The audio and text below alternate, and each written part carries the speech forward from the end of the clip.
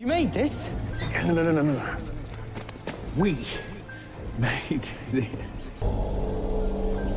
ये कहानी जैसे ही स्टार्ट होती है हम एक आदमी विक्टर फ्रैंकनस्टाइन को देखते हैं जो कि एक मेडिकल स्टूडेंट है और ये अपनी लाइफ में कुछ बहुत बड़ा करना चाहता है। एक रात वो सर्कस में जाता है जहाँ पर एक खूबसूरत लड़की अपनी परफॉर्मेंस दिखा रही होती है और इसी परफॉर्मेंस के दरमियान ये लड़की काफी ऊंचाई से नीचे गिर जाती है जिसकी वजह से इसे काफी चोट भी लग जाती है। यहीं पर हम इगोर को भी देखते हैं जिसको कुछ बैक प्रॉब्लम है, इसकी कमर झुकी हुई होती है जिसकी वजह से ये सही नहीं चल पाता। ये इस लड़की को बहुत पसंद करता है। गिरने की वजह से ये लड़की सांस सही से ले नहीं पा रही थी, लेकिन इगोर समझ जाता है कि उसे क्या प्रॉब्लम है और उसको कैसे ठीक करना है। क्योंकि इगोर को ह्यूमन स्ट्रक्चर की काफी नॉलेज थी। ये सब इसलिए था क्योंकि वो कुबड़ा इंसान था, उसकी कमर झुकी हुई थी और उसको ठीक करने के चक्कर में उसने बहुत सी स्टडी कर रखी। उसके पास डिग्री तो नहीं थी पर वो किसी डॉक्टर से कम नहीं था और कुछ ही देर में वो उस लड़की की जान भी बचा लेता है और ये लड़की दोबारा से सांस लेने लगती है। विक्टर फ्रैंकनस्टाइन भी ये सब कुछ देख रहा होता है और काफी हैरान होता है। वो इगोर के पास जाता है और उसे कहता है कि ये सब तुमने कैसे किया। वो बताता है कि ये मैंने बहुत सी बुक्स पढ़ रखी है। विक्टर उसको कहता है कि तुम सर्कस में अपना वक्त जाया कर रहे हो, अपना टाइम जाया कर रहे हो, तुम मेरे साथ चलो, मैं तुम्हारी नई जिंदगी बना दूंगा। ये सब बातें वहाँ का रिंग लीडर यानी कि रिंग मास्टर भी सुन लेता है जो उस जगह का ऑनर है। उसको बहुत गुस्सा आता है क्योंकि इगोर वहाँ से जाना चाहता था। वो उसको एक पिंजरे में बंद कर देता है और उसको धमकी भी देता है कि अगर तुमने यहाँ से बाहर जाने का सोचा तो मैं तुम्हें पुलिस के हवाले कर दूंगा। तुम मेरे गुलाम हो और तुमने जितनी भी ह्यूमन बॉडी की एजुकेशन हासिल की है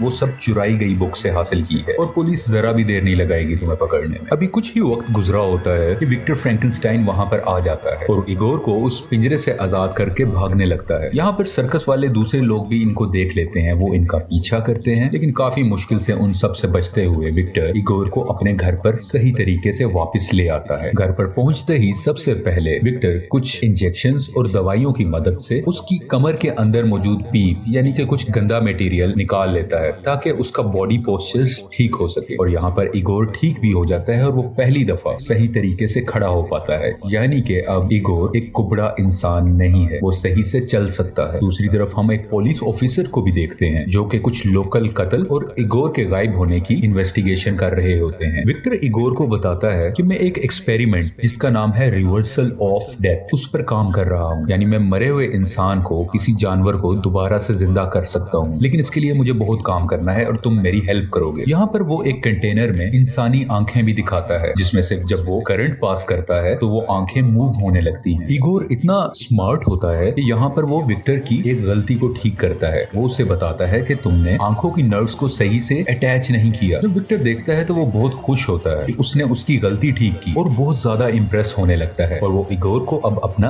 असिस्टेंट बना लेता है। अब कुछ वक्त गुजरने लगता है। यहाँ पर ये दोनों मरे हुए जानवरों के बॉडी पार्ट्स को जिंदा करते हैं। ये दोनों डिफरेंट बॉडी पार्ट्स की मदद से एक जायंट चिंपैंजी बनाना चाहते हैं जो किसी मॉन्स्टर से कम नहीं होगा। ये साइंस को एक नेक्स्ट लेवल पर लेकर जाना चाह रहे होते हैं। काम करने के बाद विक्टर और इगोर एक पार्टी में जाते हैं जहाँ पर इगोर उसी खूबसूरत लड़की से मिलता है जिसको शुरू में हमने सर्कस में देखा था। वो लड़की इगोर को पहचान तो नहीं पाती लेकिन इगोर अब भी उससे काफी मोहब्बत करता है, काफी प्यार करता है। यहाँ पर विक्टर उसको उस लड़की से दूर रहने के लिए कहता है। वो बताता है कि वो तुम्हारे लिए डिस्ट्रैक्शन है और तुम्हारा सारा फोकस उस लड़की पर गया तो तुम काम पर फोकस नहीं कर पाओगे। खैर अब ये दोनों अपने घर पर वापस आ जाते हैं। यहाँ पर पहली बार हम उस मॉन्स्टर्स चिंपैंजी को देखते हैं जो मुख्तलिफ इलेक्ट्रिक वायर्स में जकड़ा होता है। अब इलेक्ट्रिसिटी गुजारने का टाइम है। इस मरे हुए चिंपैंजी से इलेक्ट्रिसिटी गुजारी जाती है ताकि वो फिर से जिंदा हो सके। इगोर काफी कंफ्यूज हो रहा होता है यहाँ पर, लेकिन उसकी कंफ्यूजन उसी वक्त दूर हो जाती है जब मरा हुआ चिंपैंजी मूव करने लगता है। यानी कि इनका एक्सपेरिमेंट कामयाब हो चुका है।